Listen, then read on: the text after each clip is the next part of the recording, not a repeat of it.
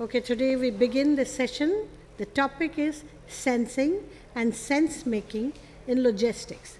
For this, we have our chairperson, Mr. Ashim Sharma, who is partner and group head, NRI Consulting and Solutions. May I have you on the desk, please? A little bit about himself. I'll say Mr. Ashim Sharma, partner and group head from Nomura Research Institute, has worked across consulting and industry. After finishing his B.Tech in mechanical engineering from NIT Hamirpur, Ashim started his career at Mahindra & Mahindra, where he worked in the core team that launched the new Bolero in 2007. His areas of specialization were product development and dealership operational improvements. At TSMG, he was part of the team that was involved in the transformation of Jaguar Land Rover. In his consulting career, Ashim has worked with consultancies such as E&Y, Ricardo Strategic Consulting, and Ronald Berger.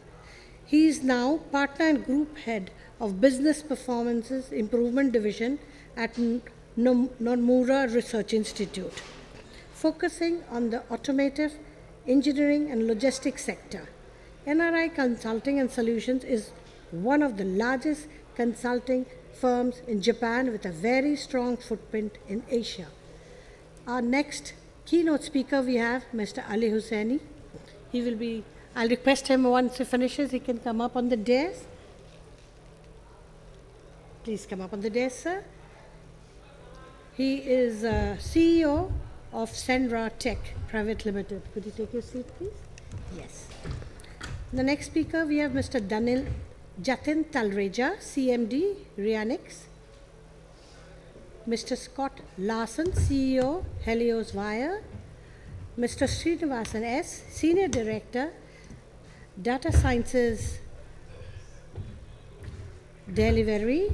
Mr. Mohan Raju, Chief Strategic Officer, India and Emerging Markets, Azuga. Srinath, Mr. Srinath, Founder and Director, Inxee Systems. Well, he's the gentleman who's giving out this lucky draw and the watches. And Mr. Murali, Rajagopalan, MD India, Mobilogix. Sir, Mr. Chairman, sir, can I request you to take over the sessions? Ladies and gentlemen, very good morning to all of you. And thank you very much to the organizers for putting up this August panel over here and on a very topical discussion. Very early in the morning when all our senses are fresh, we're going to talk about sensing and sense making in logistics and how the Internet of Things is set to transform logistics all around the globe and in particular in India. I think it's a very well-known fact that our logistics spend as a percentage of GDP is much higher than the developed world, with estimates ranging anywhere between 12 to 15% as against 5 to 7% in some of the developed countries. At the same time, we've also seen that there are some infrastructural bottlenecks and there are also some human resource issues and things like that in logistics that have been encountered by various firms that are engaged in India. At this time, IoT probably provides a solution to be able to overcome many of these challenges that exist in our country. And therefore, the topic around sensing, which is basically around monitoring each of the assets in a supply chain, and then sense making, which is around capturing the data through these sensing devices and using it to convert it into meaningful insights that can be used for optimizing supply chains, making them more responsive, yet more efficient. So I think clearly we're going to be discussing about things in IoT that help us gain end-to-end visibility, about warehousing and yard management, about fleet management and things like that. And at the same time, I think we can also discuss some of the challenges that are there in implementing some of these IoT solutions, be it in the form of a cost-conscious consumer base we have here, whether it is a B2B customer who's being asked to adopt an IoT solution, or somebody who's serving a B2C customer, and wherein some of the ideas on the existing costs are more myopic or more siloed in nature, where we compare something which is smart or digital with something that is manual. So those kind of challenges, and how some of the panelists here have been able to overcome them in their respective businesses. The second and equally important thing is around privacy and data security. When you get everything connected, there is also an issue around how do you maintain the sanctity of how do you maintain the security of the data, and how do you ensure that your enterprise does not become more vulnerable when everything is, say, put on a cloud. And lastly, and just as importantly, we will also be talking about standardization. So how do you ensure that all this data transfer actually can happen in a seamless manner across the different assets in a supply chain, across the different modes of data capture that are being used as part of the IoT solutions that may be adopted. So with that, I think I will go on to introduce the August gathering that we have on stage here, starting with Mr. Ali Hosseini, founder and CEO, SenRa, a pan-India LoRaWAN operator, who will also be delivering the keynote address. So Ali comes with extensive experience in the areas of information technology, wireless, mobile, and software development industries. He has worked with Fortune 500 organizations in his career, spanning multiple industries and verticals, focusing on product development, management, and sales, and has run several successful businesses during his professional career. Ali has started SenRa, the first one in the industry, with 100% FDI. He believes in transformative impact that technology can bring to a country as vast and diverse as India. So we would look forward to hearing his thoughts during his keynote address. Then we have with us Mr. Jatin Talreja on my left. He's CEO and MD of Riyanix. Jatin founded Vian Electronics in 2011 and is presently the CEO of the firm. He brings with him a wealth of real-world experience to this project. Prior to formation of Vian Electronics, Jatin was employed by CMC Electronics in worldwide field support engineering and development. He was also employed by Diamond J Incorporated as a multidiscipline design and certification engineer for airworthiness, electrical avionics design and certification engineer for Hawker Beechcraft, now Textron, and a flight simulation engineer for CAE Simu Flight, and an electrical engineer for JV Plastics. So with Jatin's background in aerospace and now implementing some very interesting technologies in the IoT space, it'll be interesting to see how he's been able to bring some of his past experience on the table to develop frugal solutions for today's IoT solutions in the supply chain. Next, we have Mr. Scott Larsen, CEO, Helios Wire. Scott is part of the new space industry, which looks to drive the cost of space and satellite projects down so that they can be commercially viable. His last company was in the Earth observation industry, and Helios is building out a satellite-enabled IoT network to enable remote connectivity for asset management, agriculture, and other industrial applications. He has a plan to put around 30 satellites in orbit, of which 3, one being launched on an Indian rocket, as he was telling me, and 2 on Russian rockets, should be put into orbit this year itself. Then we have with us Mr. Srinivasan S., Senior Director, Data Sciences, Delhivery. Srinivasan leads the Data Sciences Group at Delhivery, India's largest and most profitable fulfillment and logistics company for digital e-commerce. The Data Sciences Group focuses on major avenues of optimization across the network, which the inherent complexities of logistics industry combined with the scale at which Delhivery operates provides plenty. Some of the key capabilities and products to address these broad opportunities areas include maps, machine learning, and discrete optimization and simulation. I think Srinivasan will be able to share with us how an industry which is moving on wafer-thin margins has been one of the early adopters of digital solutions within India, and how some of the other industries can have learnings from the same. Next, we have Mr. Mohan Raju, Chief Strategy Officer, India and Emerging Markets at Azuga. In his role, Mohan is responsible for leading Azuga's business interests in India and emerging markets by developing aggressive and locally impactful business strategies. Mohan has a diverse experience of delivering in key business leadership roles for organizations like Bharti Airtel and HCL, where he has been instrumental in driving organizational growth in new verticals and markets. Mohan is passionate about leveraging emerging technologies to bring sustainable and inclusive developments which can enrich lives and society. We'll be looking forward to hearing his views today as well.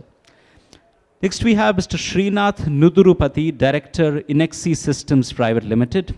Srinath graduated as a Bachelor of Engineering in the domain of Electronics and Communication and holds an MS degree in Electrical and Computer Engineering from Clemson University, US.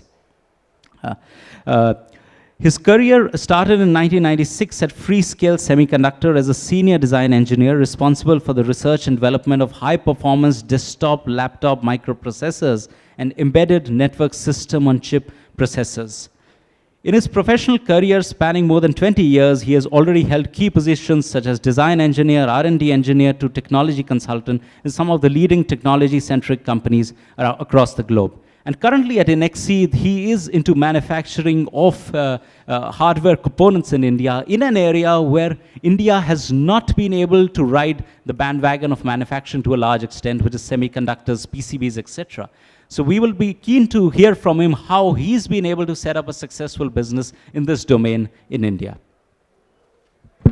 Then we have Mr. Murali Rajagopalan, MD, Mobilogix with us. Murali is an experienced global business leader and entrepreneur with a business to build and grow business and teams with a customer-focused approach. He brings with himself a deep understanding and experience of the US, Europe, and India market and customers. His experience in helping customers solve business problems, leveraging technology solutions and services, spans across all major industry segments. As MD India of Mobilogix Incorporate, he is focusing on bringing the IoT solutions to the Indian market. Prior to this, he was strategic advisor to two companies and helped them in their go-to-market and revenue growth for the US markets. From him, we'll be very keen to understand how he, also as a system integrator and a platform developer, has been able to develop frugal solutions catering to several industries with very, very diverse needs. So with that, I would once again request you all to welcome all the August panelists that we have here, and request Ali to please deliver his keynote address. Thank you. Namaste. Hello, everyone. How are you? Thank you for joining us in this great conversation about logistics, tracking, supply chain, all within the realm of the Internet of Things. My hope today is to kind of give you guys a little bit of historical insight on tracking and logistics, what the few meanings that you're starting to see that are buzzwords that are floating around there within the IoT space in regards to the tracking and logistics, and kind of explain my, my future projections and predictions on where I believe tracking and locating and supply chain will end up being. So to set the stage, IoT in India is expected to have a market potential of 15 billion by 2020. This is something that has fluctuated. It was 9 billion, and they've changed the numbers now. So you can see that in India, IoT is really starting to pick up, and there's an extreme amount of opportunity there within several different verticals across the IoT space. And one of them, that's one of the leading opportunities, is actually the logistics and supply chain. In India's logistics market, this doesn't include IoT, this is just the overall logistics market, you are seeing an expected 215 billion US dollars by 2020. That's a massive amount of money that's being invested into the logistics market space within the India. By 2020, we've seen that the IoT in logistics is becoming one of the highest adoption levels in India.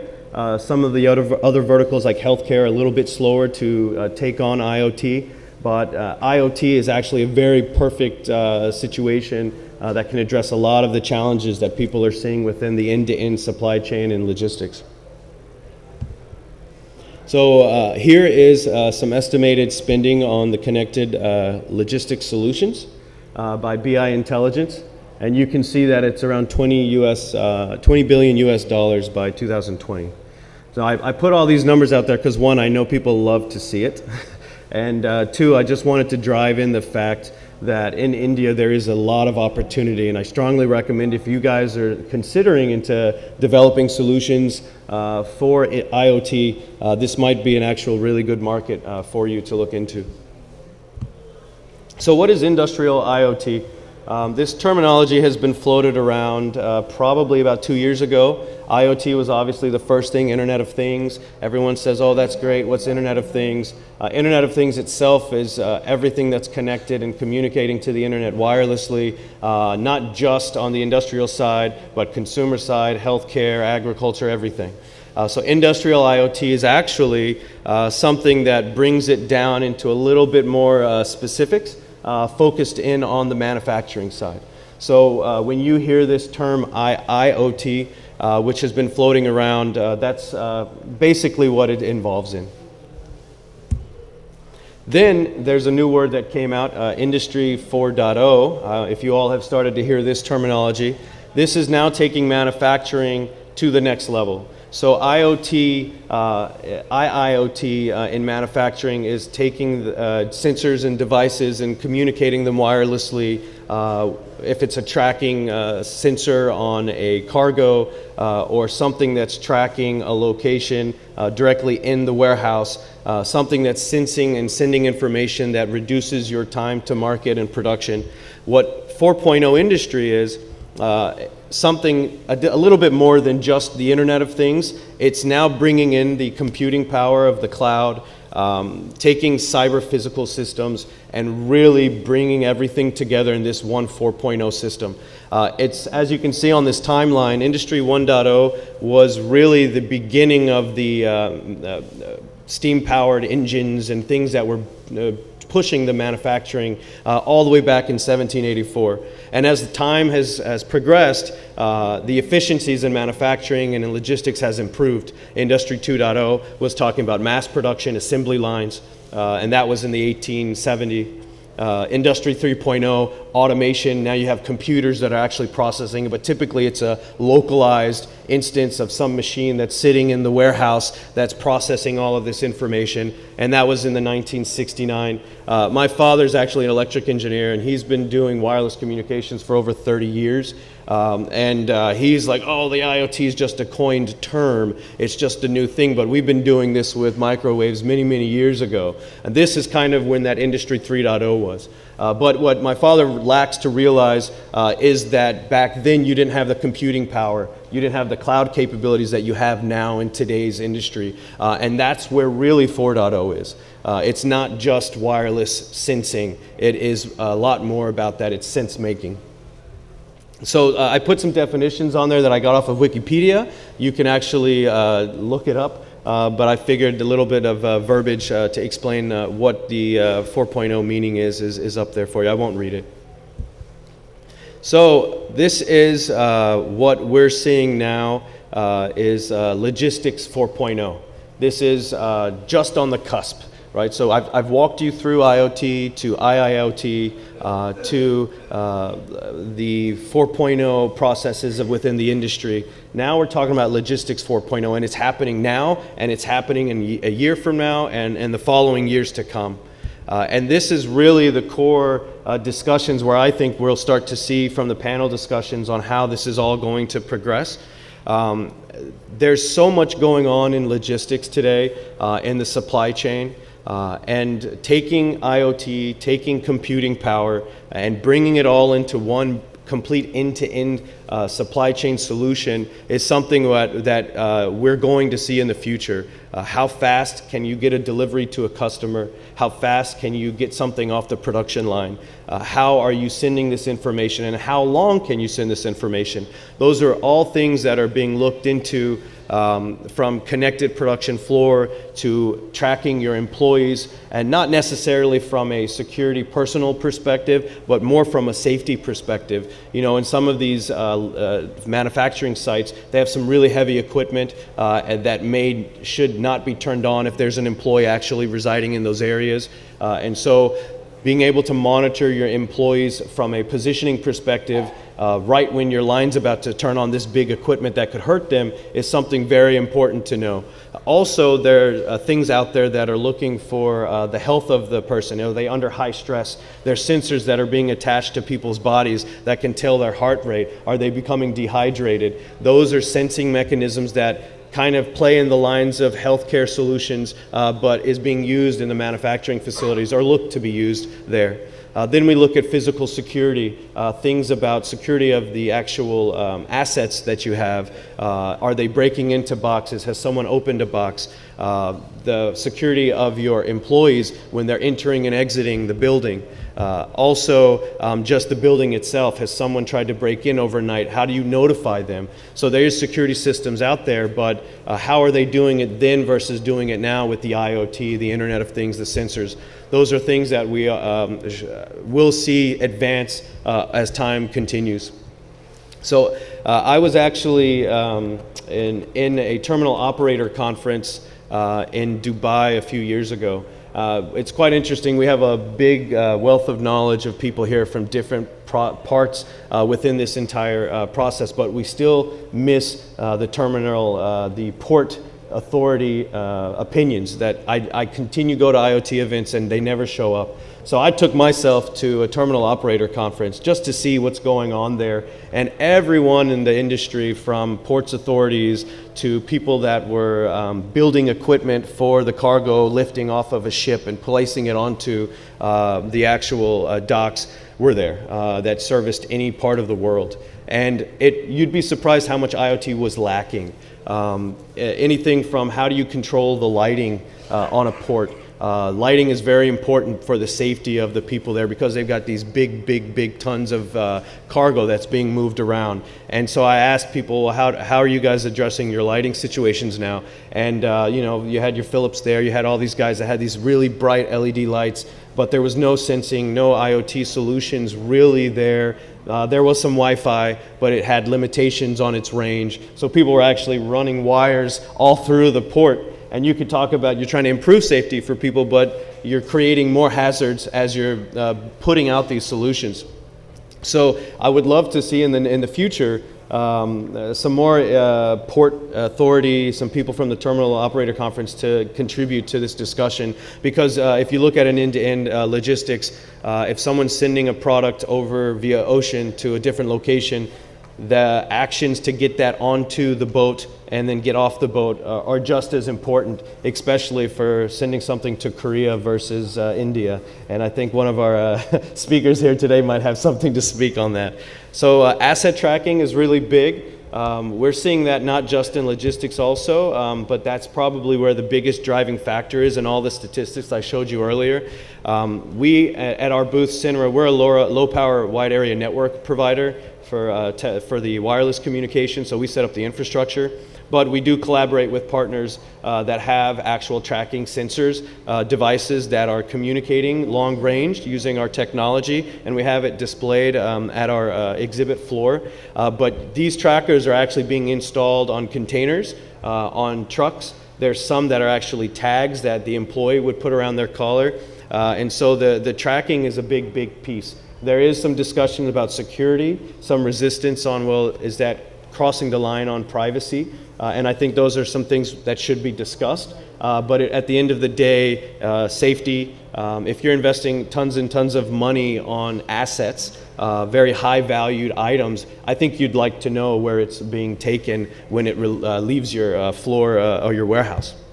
So that leads into then traffic and fleet management. Where are your cargo? Where is your product going? Where are the drivers going? How do you track the vehicle? When the vehicle's in motion, how do you know that they're going the best route possible to get there at the quickest time? How do you do route optimization? Has the cargo been opened? How do you track the temperature of the cargo if you have something that could actually degrade over time in heat, high temperature situations, which is something in India can get pretty hot over the summertime.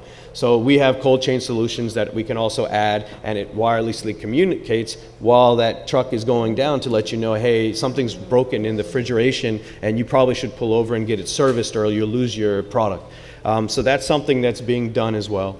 Connected retail, this is something that's coming, and it's starting to happen. But how does the consumer receive the product? How are they connected to your actual tracking systems? How do they know when something got shipped in the Korea versus India? These are things that people are trying to bring to the consumer base. So we talk about B2B, and now B2C is also very important in the logistics process. And that's also some topics that will be discussed today. Wrapping all of this up, customer recognition is something that you're going to start to see in Logistics 4.0, fingerprint, retinal scanning, because in the future, which you'll see in a few slides, drones are starting to be used to deliver packages.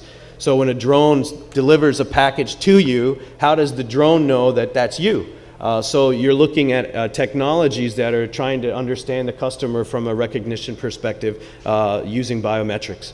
And then resource and energy monitoring. In the manufacturing site, how do you manage your energy consumption? How do you improve it so that your bills aren't so high, that you are actually doing things appropriately from the use of gas? And so there's a plethora of technologies and solutions out there to address those that are being done in smart cities as well, in the smart building management facilities. And those same solutions are being used in logistics. So what do I see in the future is autonomous IoT. This is something that's really going to take to the next level, probably in 5 to 10 years, I think, my guess. I could be a little off, but it's coming, and there's stuff that's already out there. And a good example is Hyperloop, if you all are familiar with this. I was in Dubai at an IoT conference, and Hyperloop was there, and the king of UAE was there, and he made this big announcement that they're building an entire pipe system from certain ports to certain facilities, I mean, hundreds and hundreds of kilometers away. And that's all for logistics. It's not for transportation of humans or people, but their products. So they're looking to actually take these big cargo containers, stick them in the Hyperloop tubes, and shoot them across miles and miles and miles of desert terrain where it's just impossible and very resource constrained on their vehicles to get there, and all through this Hyperloop. So they're investing a lot of money there. There's also some initiatives in India that I've seen that they're doing some testing right now with the Hyperloop technology. So I think that's something interesting to look at. What also I just mentioned earlier was drones. DHL, Amazon, all these big players within the logistics from the B2C are really, really looking into this seriously and finding out how can they use drones to actually take packages to the consumer.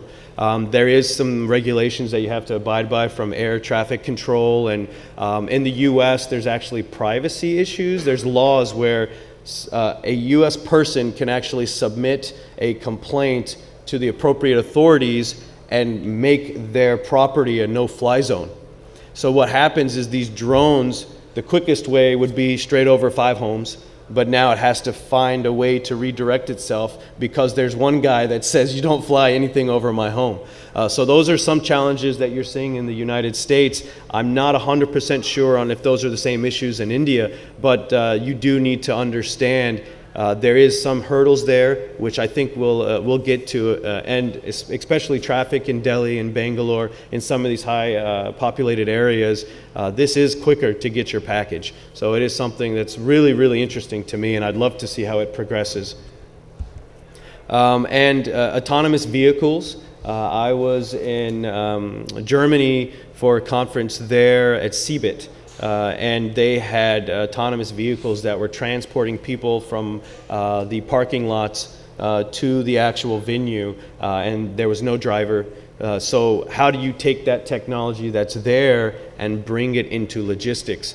Now, I'm not saying that you're going to see these driving down the main roads in Delhi, especially in the high traffic areas where the normal rules of the road don't, it's probably hard to generate an algorithm for that, but think about the autonomous vehicles in the actual ports. in the warehouse facilities in large acres where you have the forklift actually driving itself and lifting things. You don't have an operator there that needs to do that. So those are things that we are seeing. So I'm really interested to see how this discussion goes, and I hope this has helped you all understand a little bit about where we are today, where we were, and where we will be going in the logistics, and I appreciate your time to give me the opportunity to talk. Thank you. Thank you very much, Ali, for sharing that very good perspective on a time scale, where we are and where we are set to go on the IoT journey. With that, I would request Jatin now to share some of his thoughts. Namaskar. I'll follow on Ali a little bit. I guess we both got the statistics from the same place. So again, he was right. The logistics would be about $215 billion industry by 2020. One thing I would like to add on that is the World Bank 2016 report states that Indian global ranking in logistics performance has jumped to 35 from 54 in 2 years. Now that is very impressive, with not being an IoT related. So if we infuse IoT into logistical part, I believe we could be one of the top 5 logistical countries in the world. Another point which he raised, or which is India is a software hub. We have been developing software for the whole world, but we now need to look into manufacturing of those products, hardware ground products, which will be cheaper than making anywhere else. Some of the issues we have really recently seen, like derailment and collision of trains, logistics, freight theft, real-time monitoring, smart routes, asset utilization. All these things are not rocket science. The technology exists to improve these things. We have to just adopt it and be there. For example, for collisions or derailments, if we say that there is an anti-collision system on a train or a truck or a car, correct? We should not take the word for it like it is the best system out there. Anti-collision system could be one which is completely automatic, detects every car, every train, every person on the road with all different sensors and all different wireless technologies, identifies what it is and takes a preventive or proactive action by itself automatically to prevent it. Another version would be is we have a guy standing out there with a red and green cloth, and that is the anti-collision system also. So where do we want to be? That would be that. I want to stress on 2 things today. One is preventive maintenance. IoT can bring in preventive maintenance in every industry, especially logistics. Yesterday, we had a few people saying, do you guys have sensors for wear and tear of a tire of a truck? So we have to develop a sensor which can detect that. And then IoT has to connect that truck to all the way to the cloud system to notify the truck owner or the truck manufacturer to act on it to come back and fix that. Freight theft can be controlled through several different pressure sensors, monitoring sensors. It is not going to stop the theft, but it will get an isolation. Let's say if there's a coal train or a coal truck moving from point A to point B, we can identify where the theft is happening, at what location it's happening in real time, and then closely identify to prevent the theft. The last part what I want to say is, which is the biggest part, which is security of the IoT. So in a nutshell, what IoT is, transporting data which is zeros and ones from point A to point B in a certain fashion, and we have to protect that data in different worlds. So IoT will end up in 5 years, 10 years, Mr. Ali was saying, is going to be everywhere. It will be in your homes one way or the other. The privacy will be intruded, and there is no way around it because it will just get forced on you. And then security is going to play a big role, that hackers would take use of it as making adverse effect on that technology. On the industrial IoT, the IoT is not a perception of taking jobs away for a certain thing, but it is a way of improving the efficiency of a certain job. We still need humans to run those IoT systems. So instead of running a machine, we need the person now to run that IoT system and be educated on the IoT system. For that, a lot of universities will have to come up and educate a lot of engineers on what the IoT is, educate manufacturing on how these IoT manufacturing can be done, educate them for all those different wireless technologies, and go from there, which is going to take some time. Mr. Ali is deploying a LoRaWAN network in India, and before that there were several other wireless technologies which was low power, so a lot of people are making Bluetooth, a lot of people are making Wi-Fi's, but Bluetooths and Wi-Fi's are good for US, Canada, Europe, where the infrastructure is a little bit widespread. The houses and the construction are not made of hardcore concrete, hardcore metal, so the penetration power of those RF technologies are very less.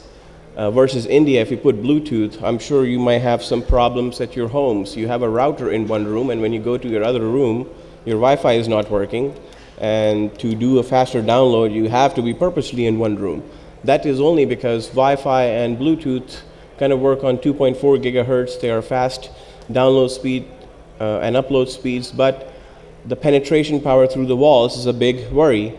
Versus now the technologies are coming up, like LoRa is coming up now in India, NB-IoT would probably be here soon. Those have higher penetration powers. So I can deploy just one small box like that, and I can cover the whole Pragati Maidan here with my wireless nodes, and we're good to go. And so we have to make use of these technologies which are coming new and deploy it from there. But for that, first, I believe education is important. It's what we are making, what we are doing, and doing the right thing the first time is the best, and we can get to the top 5 companies, top 5 in the top 5 list in logistics in the world. Thank you.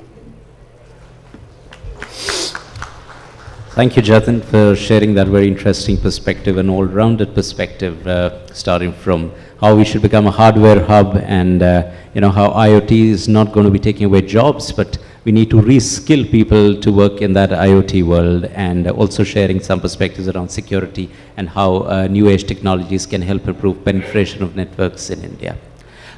With that, now I would like to request Scott to please share some of his views.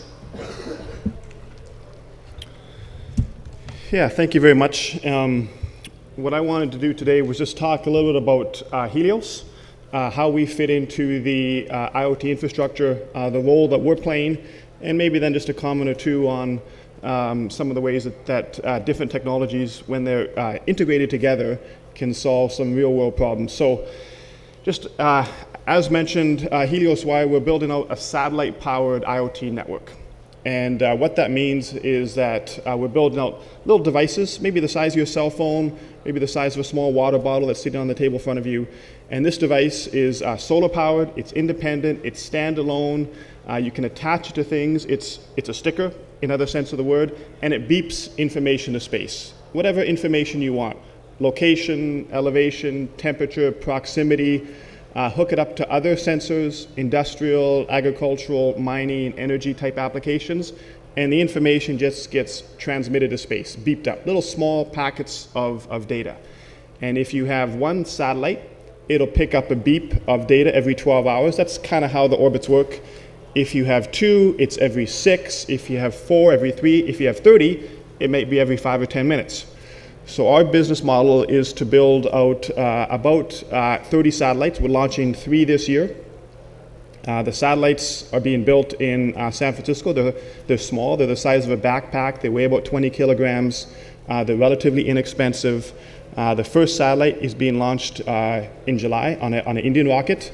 And then we have 2 more being launched this Christmas on Russian rockets. And then we'll scale the rest of the constellation, the rest of the satellites over the next few years. Data gets transmitted up to the satellites, gets picked up, and then it gets dropped down to existing ground stations on the ground, antennas on the ground, and then it gets uploaded to the cloud. And then from the cloud, our customers can log into that through an API, through a login username and password, download the data, integrate it into their algorithms, into some of the machine learning that they're doing to try to improve their own decision-making process, or then also, if they don't have that capability, then we can also provide them for it. And our belief is that the internet, particularly for most small to medium-sized businesses, even consumers, but certainly for small to medium-sized businesses, is awkward. It's hard to integrate. Some of the technology is difficult. It's designed for larger corporations, at least it has been up until now. And our goal is to try to democratize the Internet of Things and make it available for everyone, frankly. We think that we can offer a service where we track an individual device on the ground for maybe $1 a month. So it's incredibly cheap. It's designed to scale. It's not for everyone. We can't offer high bandwidth, high volume. If you want to send gigabytes or terabytes of data back and forth, internet to cruise ships and oil rigs and things like that, that's not us. But if you want to get a small packet of data from a remote device, that's what space is good for. Space is good for things that are remote. It's good for things where you don't trust the infrastructure on the ground, either because it doesn't exist, or because it's unreliable, or it goes down, or there's blind pockets, or you want to have just something that is a backup. That's kind of what the purpose of space is for. So a couple of existing applications might be transportation, of course. You can put a tag on a container as it leaves the factory here in India, and it tracks location, it tracks temperature if it's sensitive to temperature, it can track vibration, was the container dropped, and it tracks the whole way along from the factory to the train to the dock, across the ocean, and then to wherever that container is going. It can also track if someone tried to open the lock on the container to put something else in or to take something out.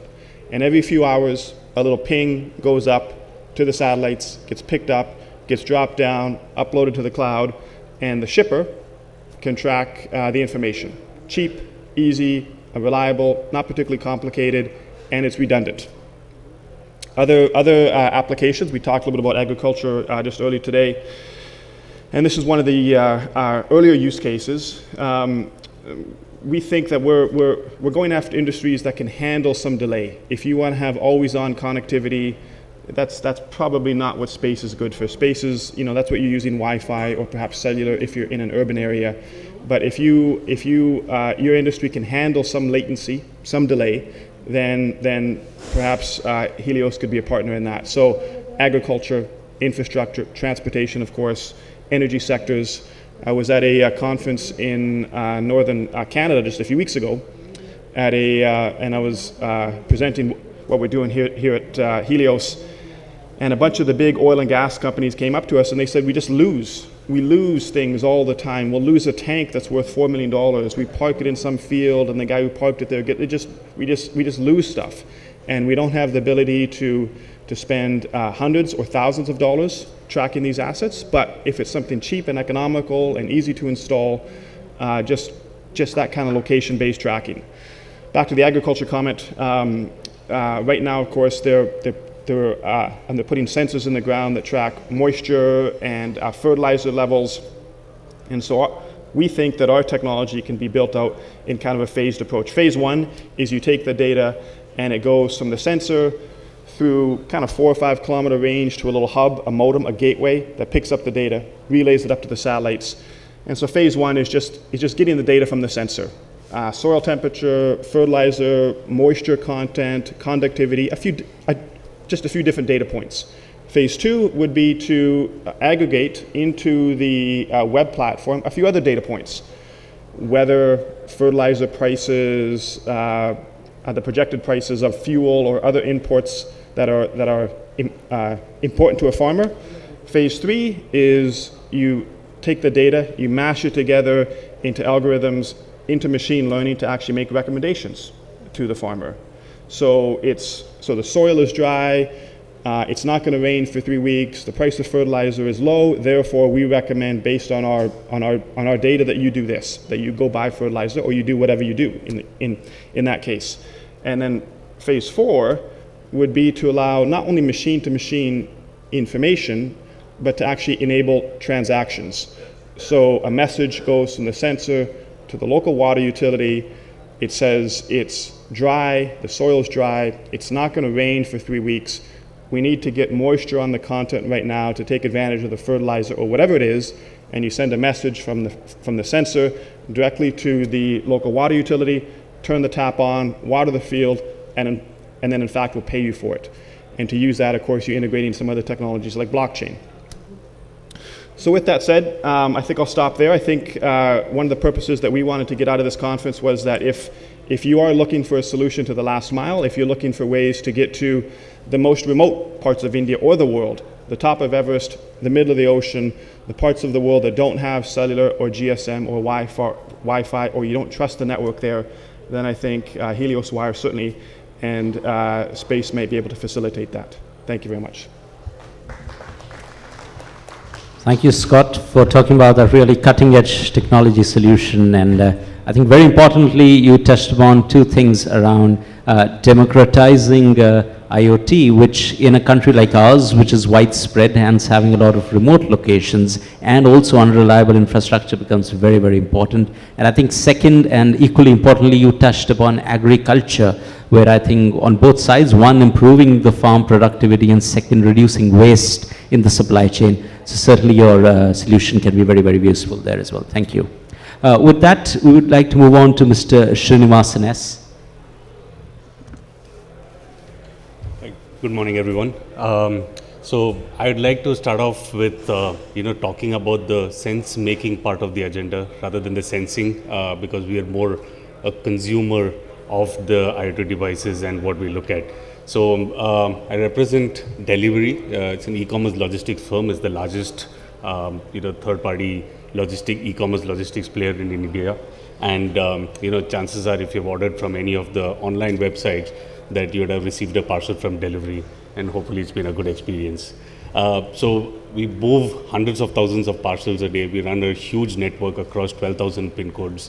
So do everything from the pickup all the way up to the delivery at your doorstep.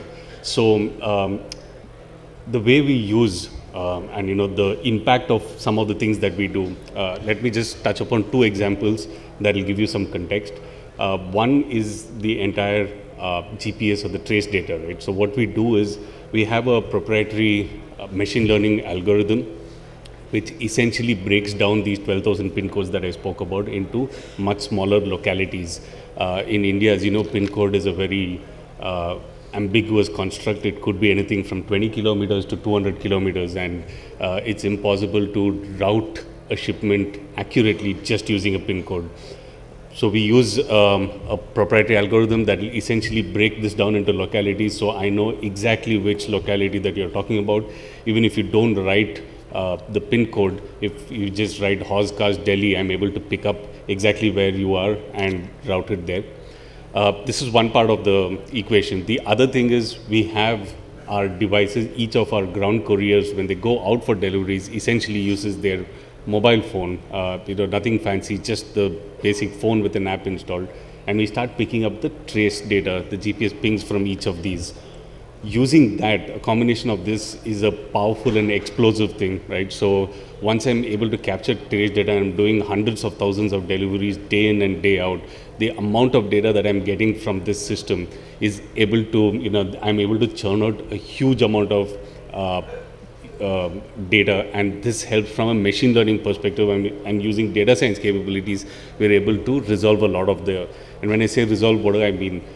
When we look at, I've resolved the localities from my machine learning algorithm. Using the location data that's coming out, I know exactly geographically where that locality is. Once I'm able to combine these two, I am able to go down the entire path of saying for each locality, I can almost define how difficult a locality is, right? So for example, some localities might take 15 minutes to service, the others might take 3 minutes to service, which at an aggregate makes a huge difference if I need to optimize my last mile cost. Last mile delivery cost, which are the bikers, people who actually deliver the stuff, obviously is the most, one of the biggest cost points that we have. and optimizing this is a major benefit for us. So all of these pings that we capture, we process that, and using that we are able to indicate, like I said, what is the time that I have to spend per shipment in a locality. From that I can deduce what is the cost that is there from the locality. Using that I can construct easy to difficult polygons for an entire city, and then I have a system that can just guide and run this through. So every day if I get 10,000 parcels, I know exactly how many people I require, because I know how difficult it is or how easy it is to service every locality, and I know which localities I'm going to. So just something as simple as this, not talking about a fancy device, but just a basic cell phone, cell pings coming out from that, we are able to, process this and hugely improve our productivity. This is one of the reasons that, we are able to indicate and not only get the cost down, but also get our service precision up, because it is very important. Once I'm able to structure everything from the pickup point all the way up to delivery, I can exactly indicate how long it will take to get the parcel, and therefore commit to the customer that this is the time I'm going to get into. So this is just the stepping stone. I mean, just the first step itself has been able to evolve a lot of this. So from the perspective of IoT, the way I see it is that the kind of data that gets captured and gets sent back, there's really, and then if you overlay the data science capabilities on that, the combination that this can get through is just quite fantastic. In fact, I'd go to say that a lot of these data science capabilities, which are in turn, the driving thrust behind things like cost and things like optimization, need, they're completely data hungry systems, and they need these kind of real-time pings that come through. Even extending this, there are many more of the other things. Once I know I'm getting these pings, I know exactly where my ground courier is. I can use that for a whole host of other features, which is to say I can see which are the ones who are doing well, who are the ones who are not doing that well on a particular day, and empower my manager on the ground to have a real-time view of how all of his couriers are working. And that's again a huge powerful tool in a place like India, where visibility of what your employee is doing on the field especially is almost impossible to abstract. So that's one of the context bearing things that I want to talk about. The second, which I think Scott and Ali also touched about, is the whole asset tracking bit, right? When we talk about fleet management, we obviously, because we're connecting all of the country, we run hundreds of trucks on a daily basis that are carrying parcels from one place to another. And line haul being the biggest component in terms of the life cycle of a shipment, also therefore determines how good or bad the service experience is going to be.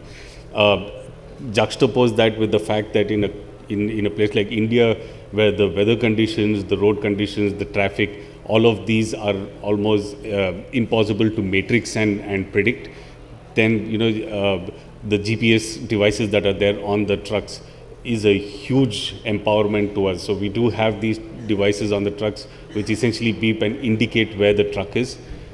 Using this, and because we have patterns of where it needs to be at what particular point of time, we have algorithms that run which will essentially throw out, if the truck is supposed to reach by 12 o'clock, it's 2 o'clock, it still hasn't reached, then it sends a beep across the system, so people know that go get in touch with the truck driver, see if there's a breakdown or if there's something else that can give real-time help, or B, if it is a complete situation beyond recall, to say that there is a check post and it's going to get delayed for 8 hours, there's nothing that he can do about it. Then that information is again used to go back and see what planning can be done to recover from those 8 hours, and ensure that when the shipments hit the facility, then there's already the backup plan and the service recovery plan that's put in place and ensures that this moves forward. So this is again another use where a very simple ping can help us much further, almost exponentially increase the kind of visibility, the kind of power we have over the system, the kind of control that we exert, and the proactive monitoring bit that comes in. If we can, some of the things that touched upon where we can go down in the future, what else can we do? There the possibilities are limitless, I would say. If you can not only, for example, get this into a two-way sensor, right? When a where we can look at these devices which start pinging using the odometers, using the densitometers to say that I can essentially just by the pings coming through, if I can determine how difficult or bumpy a road is, that's a huge data point that I can start capturing later on. If I can look at, the wear and tear of the tires, that's another huge, input for me back to the vendors to say that, hey, I think it's approaching the time where you need to get your truck in shape, else we might have a problem down the line. If I can have something for fuel gauges, then, the theft of the fuel and therefore getting the cost down on fuel pilferage, which is a big problem today, goes away. So there's almost a limitless number of use cases that one can start deriving while you keep going up the value chain of just starting from a pure basic sensor. But I am personally very optimistic about the progress that this can provide, just from the impact that we've seen on very basic stuff that we've included. And that data that comes through, using that data, you process that mountain of data, we've already been able to make a huge, like I said, an exponential progress from where we were for just a couple of years back.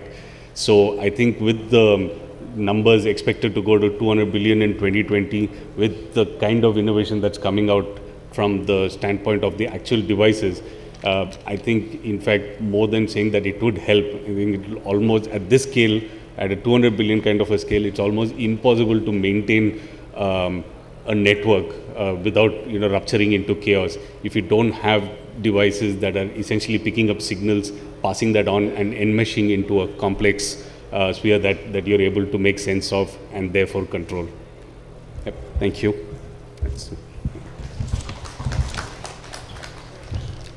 Thank you, Srinivasan, for sharing that very interesting perspective. Now, each time we get a package from an e-commerce firm, we'll know all that goes in behind that. And I think also very interestingly, you picked up 2 points there. One, how you make the solution really frugal for an Indian context. And second, how do you customize it for India, whether it's, breaking up those pin codes into locality indicators or, the peculiarities of our roads, like the bumpy roads, etc., being captured through various indicators on the truck, or even things like fuel pilferage, which are very commonplace. So clearly showing how, a solution can be adapted frugally for India and also customized so that it becomes a success in India. Thank you for that. With that, we'd like to move to Mr. Mohan Raju for sharing his perspective with us.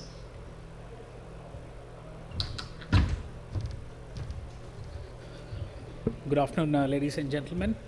I represent a company, okay. Am I audible now? Okay, I'm representing a company called Azuga. Azuga is an automotive data science company and a company which is into advanced telemetry. So briefly, sense making and sense and all the IoT, that our colleagues spoke about. So largely what's happening is we've been disrupting or innovating this space, from this segment is into two segments, which is largely driven by the OEMs, which are vehicle manufacturers, and second is the aftermarket, which is the accessory space. Now, of course, logistics, one of the core pillars of the logistics industry is the transportation, which is driven by the vehicles, commercial vehicles, medium commercial vehicles, and light commercial vehicles. So this is a space which is actively contributing to the operational efficiency of the entire logistics chain or the logistics industry. So here, our success has been, to bring or change the game in terms of how we saw the connected vehicles game. Of course, traditionally it was all about, hey, you fit the device and you track and trace, right? So that didn't fly not only in India but most of the places.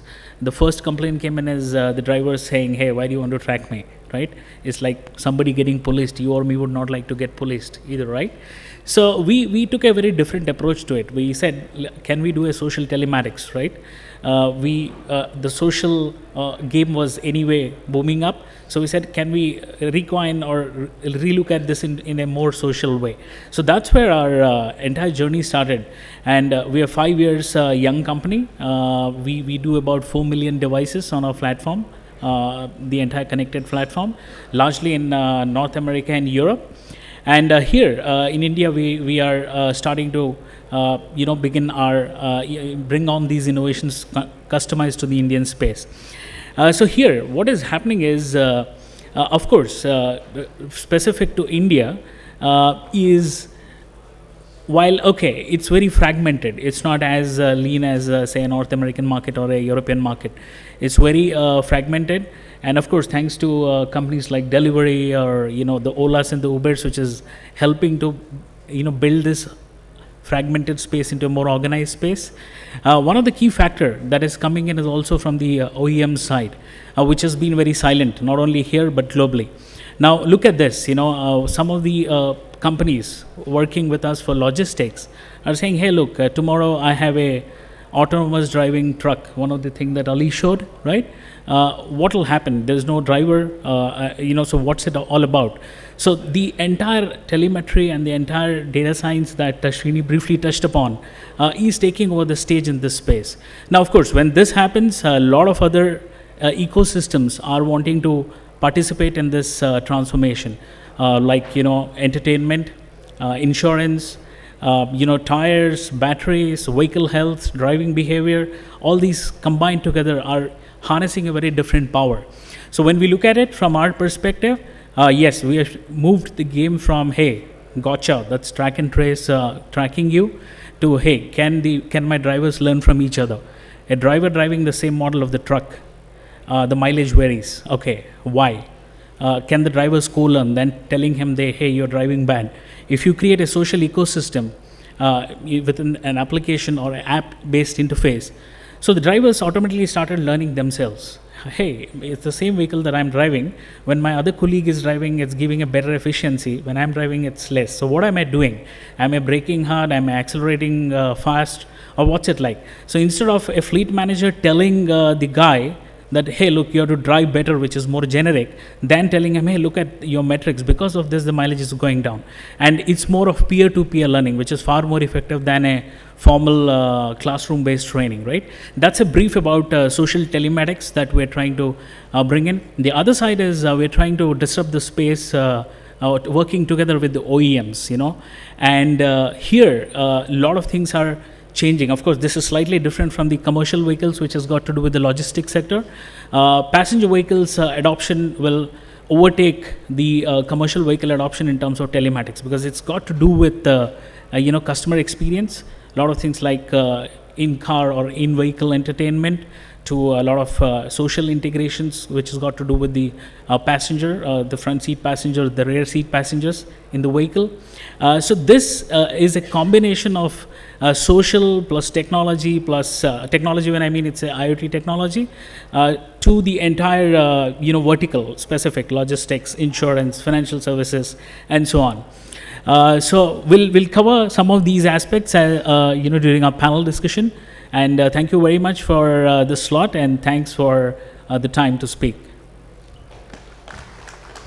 Thank you very much, Mohan, for talking about that very important aspect of telematics, which has been around in India for quite some time, but not been able to take off in a big way. I think your social telematics there, where it's a peer-to-peer learning, really sets out a path for others to follow and make this more widespread in the country. With that, I'd like to request Mr. Srinath Nudurupati to please share his perspective with us. Good morning, everybody.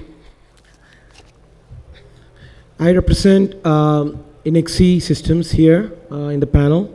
We are a device manufacturer. Like, there have been people who are offering the networks, the solutions, the platform. But then, Inxee, we are in the domain of devices. So we put together the tracking devices. Maybe you can integrate various types of sensors. It could be the pressure sensor or the temperature sensor, or an intrusion, or some kind of an SOS, whatnot. There are so many sensors which could be integrated into a device before it finds its way into an application. So that's whom we represent. We are MediaTek and ST Microelectronics design partner here in India. So with MediaTek Association, we are able to now come close to designing at the price point of China right here in India, and able to manufacture. But first, I would like to talk about the topic of the discussion, which is the role of IoT in logistics. If you were to ask me, okay, how do you envision the future of IoT in logistics and how it's going to contribute? I just can't even explain. It's just humongous. You know, people have been talking about very big numbers here, but even leaving the numbers aside, I just cannot even imagine the amount of technology opportunities for each one of you sitting right here to understand the problems which even today dog a company like us in the Indian market. With so much technology around, there are so many basic problems in the logistics industry. I would like to break the logistics industry into two main areas. One is delivering a product or some material from a warehouse to a consumer who could be sitting in his house, and delivering a product or a material from a warehouse to a business. So one I call B2B and one is a B2C. And I'm going to focus today more on the B2B aspect, because B2C we have a lot of experts here. We just talked about warehouse and how to make efficient algorithms, tracking the trucks, delivery trucks and whatnot. But then who's looking at the B2B side of things? For example, most businesses today follow a model which is just-in-time manufacturing and just-in-time delivery to a customer. And in this model, logistics actually plays a vital role. If logistics is not going to keep up with its commitment, that business is going to fail, because the business has already given a commitment of delivering so much of its product to an end consumer, who has in turn lined up so many other business processes which have very high commercial implication. So when I say that, I want to just give an example of what happened in my own business. We were trying to import some magnetrons for some medical electronic machines we were manufacturing. We are still manufacturing those machines here in India, and we were ordering some magnetrons from the US. So what happened is our trusted logistics partner is DHL, and instead of sending our packet or the parcel from the US to India, they routed our parcel to Korea, and then it went into the Korean customs hands, and they had no idea how to deal with the situation. Absolutely no idea. Somebody as big as DHL.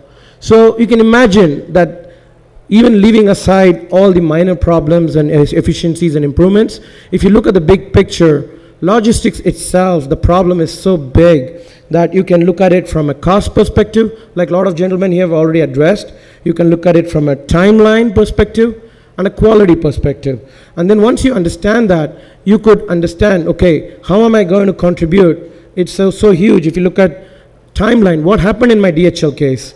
It turned out that one customer service agent in the US, instead of booking 6 magnetrons to Korea and 20 to India, he booked all the 26 to the same consignee in Korea. And they had no way to fix the problem. So that opens the door to technology right from the booking of a consignment all the way to delivering it to a customer on time at the cost which you have agreed upon. Because with this particular shipment, we actually ended up paying a huge penalty of more than 3 times the value of the shipment itself, the penalty I paid to my customer. So that's the implication of logistics. So while we can sit and talk about tracking devices, I want to have these sensors, I want to have so many other new technologies like self-driving cars, I request all of us to first look at the big picture, address the very basic things like all the processes which are being done by humans today. If you go and give a huge consignment to a logistics company, he's going to actually manually assign the task to transporters. Even today, if you look at Gurgaon, a place like Gurgaon, we have like a transporters union with 200 or more than 500 individual smaller transport organizations. So how are we going to manage quality, the service, the cost, and ensure that your customer is going to be happy? I think that's where the future is. And I think if we begin at the 30,000 foot level and then go deep down until the nitty-gritty details, it's going to be a wonderful experience to the customer, and maybe it's going to open the door to a huge opportunity for not just service providers, to software development companies, to device manufacturers and whatnot. And that's what I would like to communicate, that IoT is going to play a massive role in making the service highly available, reliable, and cost effective to your consumer or to your customer, and make our life easy. And I think, I hope all of us here are going to make a contribution to that. Thank you so much. Thank you, Srinath, for sharing that very interesting real-world example of how a disruption like that can lead to many, many problems, and also especially from a B2B perspective. With that, we'd like to move to Mr. Murali Rajagopalan to share his perspective. Good morning, everybody. You all can hear me? So I think you have all heard from all our panelists in terms of on logistics, specifically in terms of how IoT is going to really impact the logistics, especially in terms of all the way from tracking to managing assets to delivery. And so in simple terms, when we look at logistics, we say it is to ensure that you have the right thing at the right time at the right place. And the importance of that is, I think I can only sum it up by using the Tom Peters quote on when he was asked about logistics. He said that leaders win with logistics. Vision, sure. Strategy, yes. But when it comes to a war, a bullet and toilet paper has to be at the right place at the right time. And it is the superior logistics, and basically meaning that it's superior logistics which will win the war. And so today, IoT is, and of course all companies have been leveraging technologies to make the logistics superior. So IoT is today at a stage where it can even enhance it further and make the logistics as a differentiating factor for companies, which is in today's business game. And just to give you our example, I work with Mobilogix, and we are a IoT solutions company. We do all the way from devices to platform and do system integration and provide solutions to our customers. And what we have seen is we look at the whole space of logistics and supply chain into, I would say, 3 broad areas from IoT perspective. One is, of course, what we call as in the whole journey from the shop floor to the home floor, right? Is you are looking at in terms of logistics inside the plant. We are looking at transportation. Transportation we look at in 2 ways. One is the long distance and the hauling, which includes various multimodal transportation, and of course transportation within a location like warehouse inside, and a warehouse logistics, and third is of course the last mile shipment to the customer. And so today there are a lot of technologies which is already implemented. You have heard from all the panelists in terms of tracking assets, 2-wheelers, 4-wheel, all the various last mile, as well as doing tracking of I would say powered assets or powered vehicles, which is already there today. And for example, like Srinivasan said, they're using it, applying data science on top of it. So one of the things which we see today is that it is the in-transit. So I'll talk about some of those gaps which were there earlier, which is getting filled today, is what is the in-transit visibility. That is when your package is on a pallet or a truck or a container, and you want to know where it is, right? And also very important, not just location, because location is one of the aspects which you can get, but more important in terms of temperature, pressure, and looking at theft, and looking at pilferage, spoilage, etc. And that's where I will talk about a couple use cases, a couple case studies, which is today implemented by Verizon in US, and trying to do basically the last mile transit problem. And also one of the things is with the existing technology, the technology which was available, which is either 2G, 3G, or using Wi-Fi. Every technology has a very specific application and specific areas of where it can be deployed.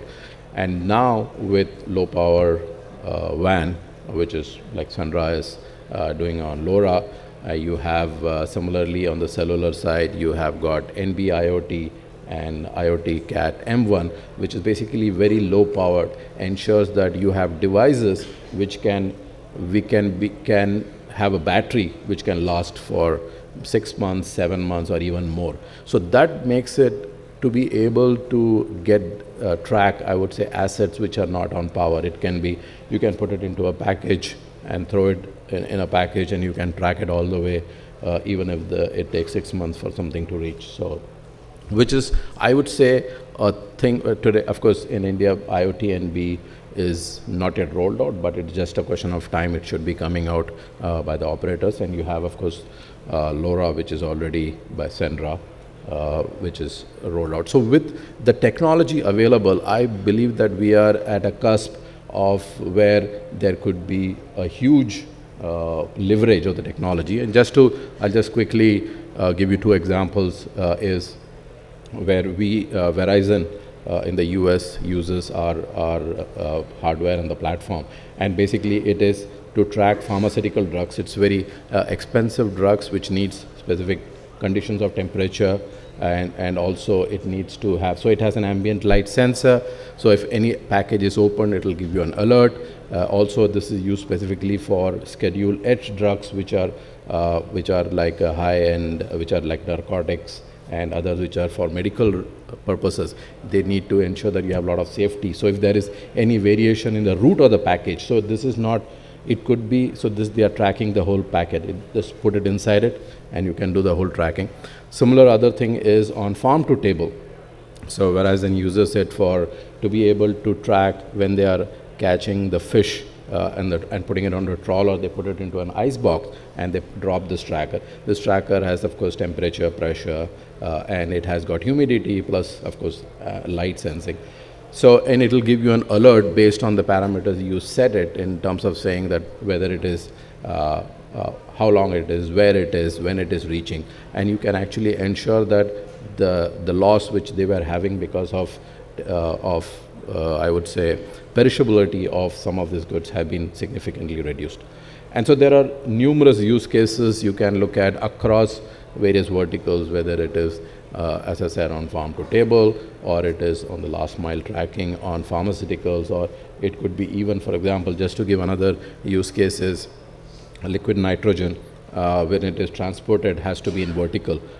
If it goes horizontal, it becomes, it turns into a liquid.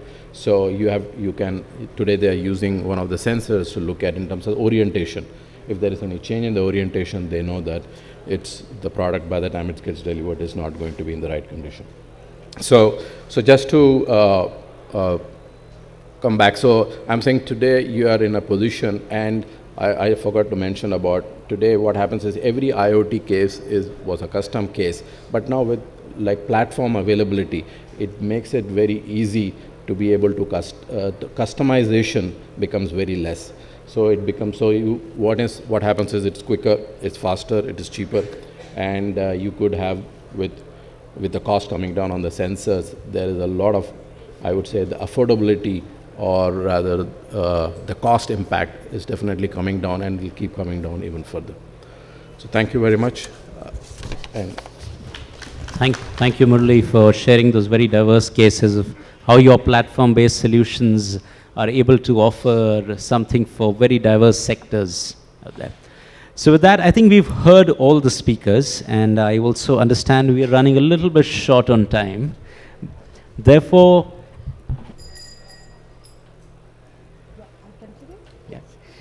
okay, a small request, could you please fill up your feedback forms? Our staff will collect it. And now, as promised in the morning, we have the lucky draw. So can I request Mr. Srinath to come up and please pick out the lucky winner, and I would request the chairperson to give out the gift to the lucky winner.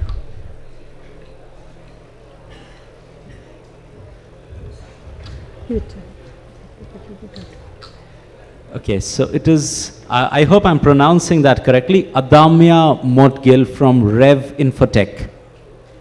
Is he here?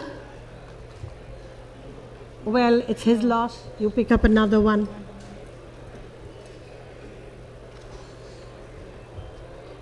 So it's Ajay Agarwal from Indian Oil. Ajay Agarwal. Please give him a big round of applause. Please.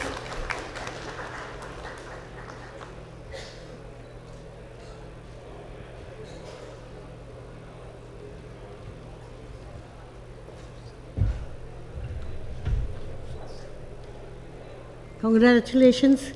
Can we have a loud applause, please? Now I'll request the chairperson to give out mementos to our speakers. We have a keynote speaker, Mr. Ali Hosseini.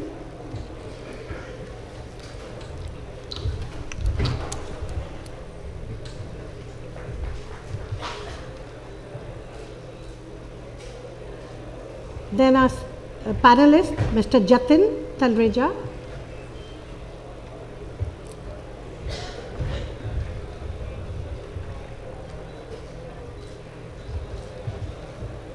Mr. Scott Larsen.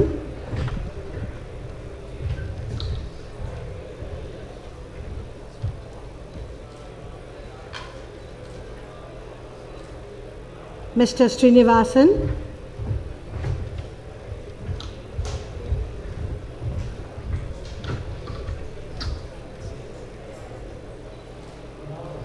Mr. Mohan Raju.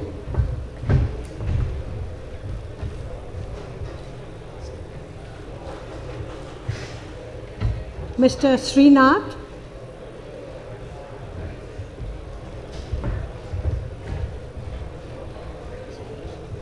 Mr. Murali.